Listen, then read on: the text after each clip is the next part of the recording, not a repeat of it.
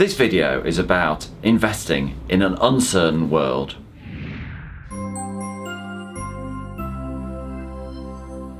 In order to understand the risks that I'm taking in the investments that I'm making, then I've created a pyramid of speculation which takes you through the risks that you're making implicit within any investment. This is an original idea, so I would be really interested to know what you think. Please comment in the comment section, like, subscribe if you would like to hear more videos from our channel. So here is the pyramid of speculation, and you'll see what I've put in at the top is power. Now, in the UK, we've had the rule of law for many hundreds of years and we take power for granted. But actually, there can be no accumulation of assets unless you have the power to retain them. If the government can just come in and take your assets away, then there's no point in accumulating them. So having power is a prerequisite to any financial accumulation. The next most important thing is valuables, and the least speculative thing is valuables. What I mean by valuables is gold, silver, old masters paintings, things that have value in and of themselves. Yes, they may have a monetary value from time to time and you can buy them and sell them, but that's not the point of them. The point of them is that they're objects in and of themselves. They are self-contained and valuable. If you take an old master's painting and the only thing that you can understand from it is that it's got a pound note's value, then you're really missing the point and maybe you have no soul, because the point is that they are of value, but they are things in and of themselves. And it's important to notice that valuables are movable. You can put them in a suitcase and take them with you. So they're both valuable and quite small. Valuables are some of the least speculative assets. After that, there's property. So property you can't move and take with you, but it is valuable in and of itself. It's an asset in and of itself. And the value of it is sort of academic. You might get a rent from it, but you're not going to buy and sell it all the time. The only caveat to that is if you've got a mortgage on it, the more your mortgage is, the more it is just pure speculation. But property in and of itself, wholly owned, is not a speculative asset. So we have power, valuables, and property. And it's quite interesting that those are the things that the great aristocrats have. They have power, they have valuable things in their houses, and then they have property. And they've managed to maintain their wealth over many, many centuries with just those three asset classes. I think that's quite interesting. So after property, you have businesses.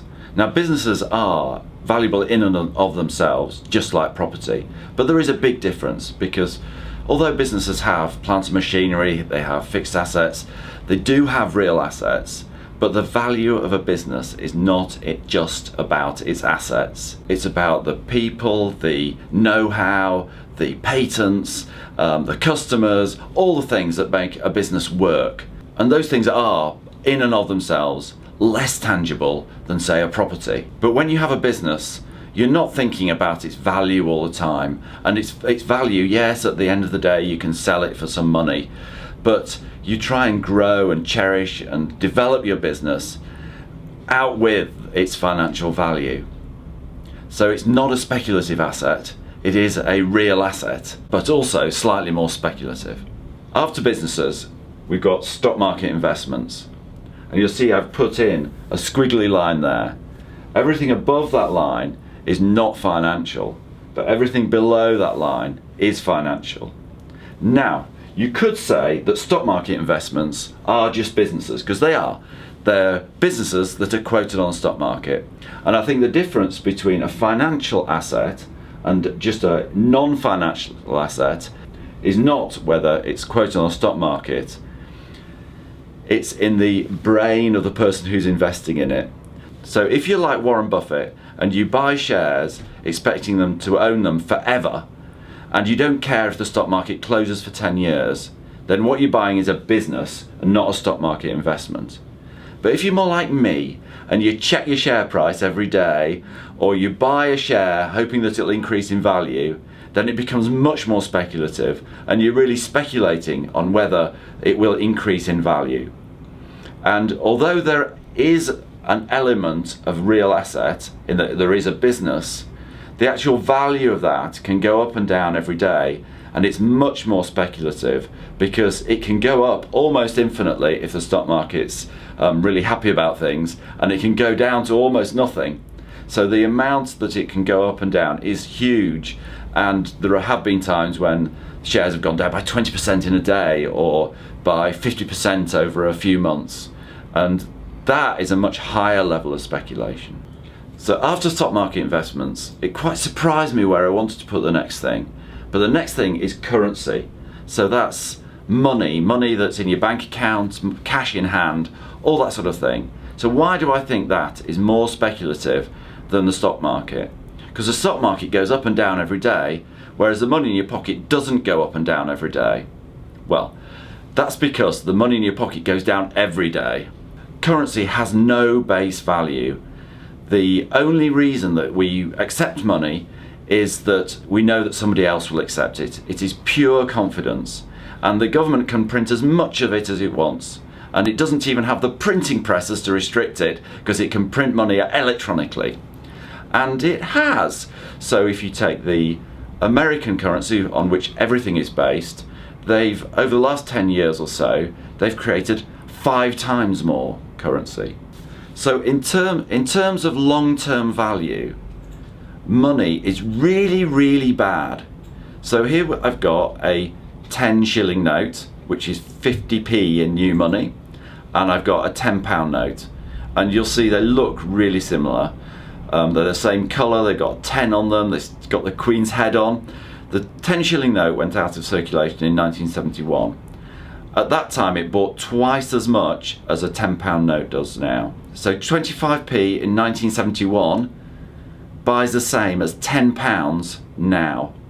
So the value of the currency has been completely destroyed. So to retain value long term, money is really, really bad. It has no intrinsic value, which is why I consider it to be more speculative than the stock market.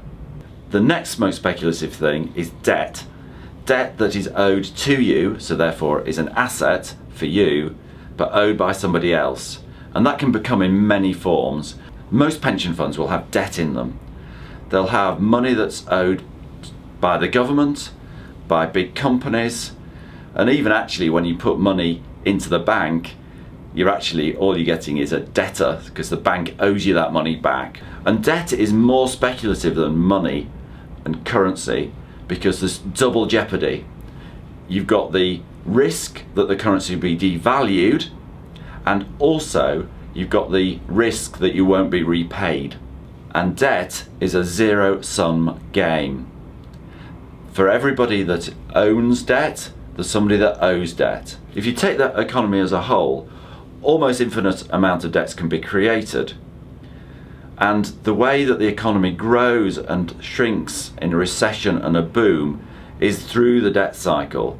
So in the good times, loads more debt gets created, and then in the bad times, people repay the debt and there's less economic activity. At the moment, debt is at a record level. It's higher than it was in 2008, because not only is the private sector highly indebted, but also governments are highly indebted. Whereas in 2008, yes, individuals and companies were highly indebted, but the governments were not highly indebted. And also that is happening at the same time as stock markets are at record high. The American stock market, for example, is at twice what it was in 2008. That's not what it was after the crash. It's twice what it was during the boom times when it was at its maximum value. So here is a pyramid of speculation, but there is something that I've missed, so I'm going to add that onto the bottom. There is another asset class which, if you've got a pension scheme, you may well own, but a lot of people don't even know they exist, and those that know that they exist don't know what they are, and that's derivatives. A derivative is something that's derived from something else, so it's like a financial asset squared. So an example of that is a contract to buy a currency in the future. So if I want to buy something in dollars in 3 months' time, I might buy a futures contract for dollars to buy those dollars in 3 months' time. Now that is not dollars, but it's derived from dollars, so that is a derivative. In my opinion, derivatives are hugely speculative. But what is interesting about derivatives is just the huge volume of them in the world.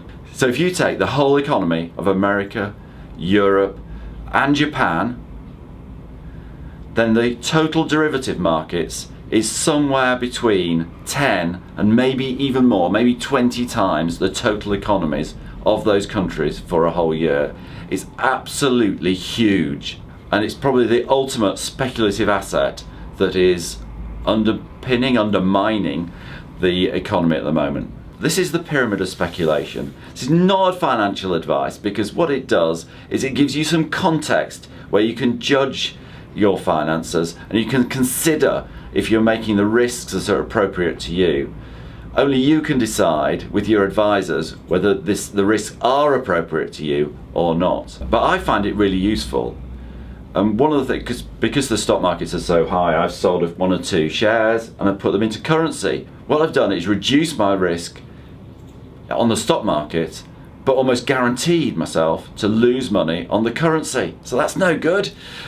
And for me, it really helps put some context behind what I'm investing in and the risks that I'm taking for the future. So as I said previously, this is an original concept, an original model. So I'll be really interested to know what your thoughts and comments are. Thank you for watching.